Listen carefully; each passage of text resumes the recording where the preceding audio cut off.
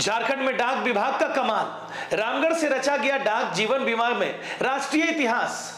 यह नजारा है झारखंड के रामगढ़ जिले के टाउन हॉल में आयोजित हुई हजारीबाग डाक प्रमंडल की समीक्षा बैठक और डाक महामेला का, जहां इस आयोजन में न सिर्फ सरकार की जन कल्याणकारी योजनाओं की समीक्षा हुई, बल्कि डाक जीवन बीमा में बेहतरीन कार्य करने वाले कर्मियों को सम्मानित भी किया गया। तो आइए जानते हैं इस शानदार आयोजन की पूरी कहानी। रामगढ़ जिले के टाउन हॉल में सोमवार को हजारीबाग डाक प्रमंडल द्वारा समीक्षा बैठक सह डाक महामेला का भव्य आयोजन किया गया। इस कार्यक्रम का शुभारंभ डाक निदेशक आरबी चौधरी, उप मंडलीय प्रबंधक अमित कुमार और डाक अधीक्षक आशुतोष कुमार सिन्हा ने दीप प्रज्वलन के साथ किया। इस मौके पर अतिथियों का स्वागत पौधा भेंट कर किया गया, जो पर्यावरण के प्रति संदेश देने वाला एक प्रेरणादायक कदम बना। इस आयोजन में डाक कर्मियों को ग्रामीण डाक जीवन बीमा योजना, सुकन्या समृद्धि योजना और सरकार की लघु बचत योजना से अवगत कराया गया। इस कार्यक्रम में डाक जीवन बीमा में उत्कृष्ट करने वाले बड़ी संख्या में कर्मियों को सम्मानित भी किया गया।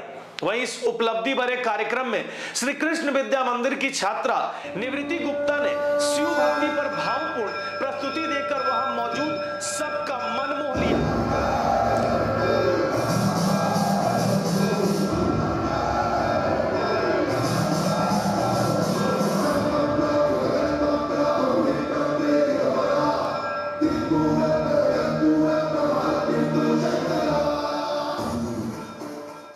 वहीं इस दौरान डाक निदेशक आरबी चौधरी ने कहा कि झारखंड जैसे छोटे राज्य ने देश भर में सबसे अधिक बीमा प्रीमियम जमा कर डाक जीवन बीमा में नंबर 1 स्थान प्राप्त किया। यह गर्व की बात है। आगे उन्होंने कहा कि 8 अक्टूबर को झारखंड सर्किल को फिर से देश में पहले स्थान पर लाना हमारा लक्ष्य है। तो ये था रामगढ़ से एक प्रेरणादायक खबर, जहां मेहनत, सेवा और समर्पण ने झारखंड को पूरे देश में एक अलग पहचान दिलाई। अगर आपको ये खबर प्रेरणादायक लगी तो इस वीडियो को लाइक करें, चैनल को सब्सक्राइब करें और इस वीडियो को शेयर करें, ताकि देश के हर कोने में इन डाक कर्मियों का सम्मान पहुंचे। धन्यवाद। जय हिंद, जय भारत। रामगढ़ और हजारीबाग डिवीजन को नंबर 1 बनाने का काम किया, कैसे किया सर? ये कैसे इस अचीवमेंट को आप पा पाए?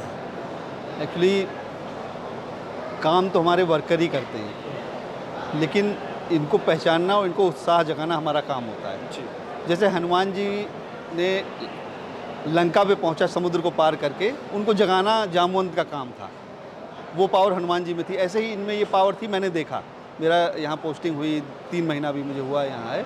मैंने देखा कि बहुत अच्छे वर्कर हैं, बहुत मेहनती हैं। अगर इनको थोड़ा सा इनका उत्साहवर्धन किया जाए तो ये इंडिया में अपना नाम करेंगे।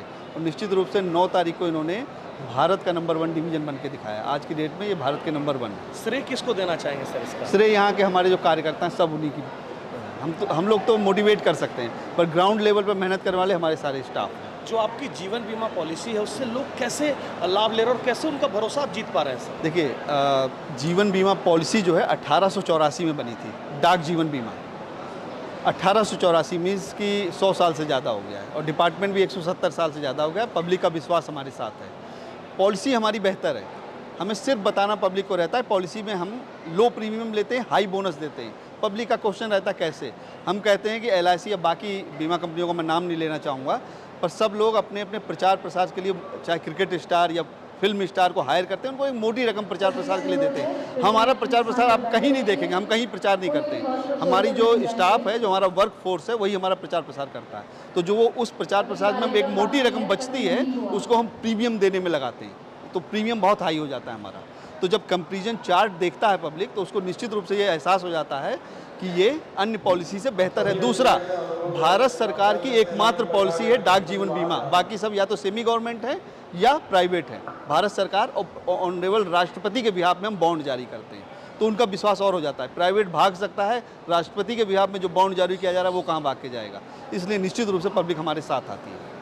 सर, बड़ी बड़ी कंपनियों के बीच में इस तरह का अचीवमेंट कैसा फील कर रहे हैं आज आप? कैसा महसूस हो रहा है? बहुत अच्छा महसूस हो रहा है। ठीक वैसा ही जैसा वर्ल्ड कप जीतने के बाद 83 के वर्ल्ड कप जीतने के बाद देशवासियों को हुआ था, निश्चित रूप से वैसा ही फील हो रहा है मुझे। ये नंबर 1 का खिताब जो है बरकरार रहे, इसके लिए क्या कुछ आप लोगों का फिर से योजना बन रहा है? बिल्कुल, जैसा आपने अभी देखा भी होगा नंबर 1 का खिताब, नंबर 1 पे आना बड़ी बात नहीं होती, वहाँ बने रहना बड़ी बात होती है। तो हमने डिसाइड किया है कि 8 अक्टूबर को इसको हम 3 गुना बढ़ाएंगे, जो हमारा प्रदर्शन है उसको 3 गुना बढ़ा के करेंगे।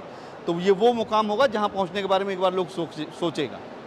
तो जैसा जोश मैं देख रहा हूँ, निश्चित रूप से हम उस लक्ष्य पे पहुँचेंगे। अंतिम सर, क्यों भारतीय डाक विभाग के साथ और डाक की जो पॉलिसीज़ है, चाहे वो ग्रामीण की हो या जनरल हो, उनसे क्यों जुड़े? क्या कुछ खास है आपके पास? देखिए, जब माननीय प्रधानमंत्री का पहला 2014 में लोकसभा से उनका संबोधन था स्वतंत्रता दिवस पे, उन्होंने डाकिए और डाक विभाग की बात की थी। उन्होंने कहा था कि अगर इस भारत के अंतिम व्यक्ति तक कोई डिपार्टमेंट पहुंच अपनी रखता है तो वो भारतीय डाक विभाग है। निश्चित रूप से आज एक भी घर ऐसा नहीं है जो किसी न किसी डाकघर की परिधि में ना आता हो, या कोई एक व्यक्ति नहीं है जिस तक किसी भी डाककर्मी की पहुंच ना हो। हर एक घर को, हर एक संस्था को एक पिन कोड अलॉट होता है जो हम देते हैं। तो हमारी पहुंच भारत के अंतिम व्यक्ति तक है। कोविड पीरियड में हमने अरबों रुपए का डोर स्टेप पेमेंट किया था। आपका आज भी आपका खाता किसी भी बैंक में हो, आप SBI में अपना खाता रखिए, आपके घर जाके हमारा डाककर्मी पेमेंट करेगा, अपने हैंड हेल्ड डिवाइस से आपके SBI अकाउंट का पेमेंट करेगा। तो हम पब्लिक वेलफेयर के लिए, हम बिजनेस के लिए नहीं हैं, इसलिए हम हमेशा लोक कल्याण की बात सोचते हैं। Thank you sir.